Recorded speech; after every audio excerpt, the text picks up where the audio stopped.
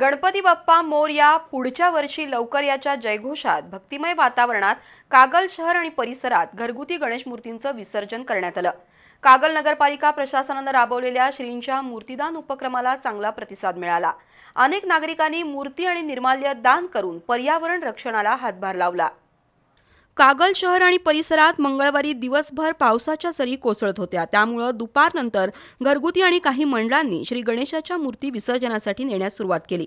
श्री गणेश भक्तांनी श्रींची घरी मनोभावे पूजा करून सामूहिक आरती केली। त्यानंतर लाडक्या बाप्पाला निरोप दिला।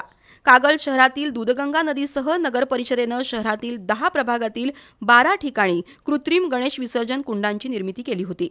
कृत्रिम कुंडांची व्यवस्था करण्यात आली होती। नगरपालिकेच्या या आवाहनाला चांगला प्रतिसाद मिळाला। शहर आणि उपनगरातील नागरिकांनी आपल्या परिसरातील कृत्रिम जलकुंडात मूर्ती विसर्जन करून श्रींच्या मूर्ती नगरपालिकेला दान केल्या। काही नागरिकांनी दूधगंगा नदीपात्रात श्रींच्या मूर्ती विसर्जित केल्या। दूधगंगेच्या दोन्ही काठावर मोठी गर्दी झाली होती। नगरपालिका आरोग्य विभागानेही इथं मूर्तिदान उपक्रम राबवून अनेक मूर्ती स्वीकारल्या। नदी घाटावर कोणतीही अनुचित घटना घडू नये याची काळजी घेत अग्निशमन दल आणि रुग्णवाहिका सज्ज ठेवली होती। तसंच नागरिकांना नदीपात्रात न उतरण्याचं आवाहन कर्मचारी करत होते। विसर्जनाच्या पार्श्वभूमीवर शहरात मोठा पोलीस बंदोबस्त ठेवण्यात आला होता।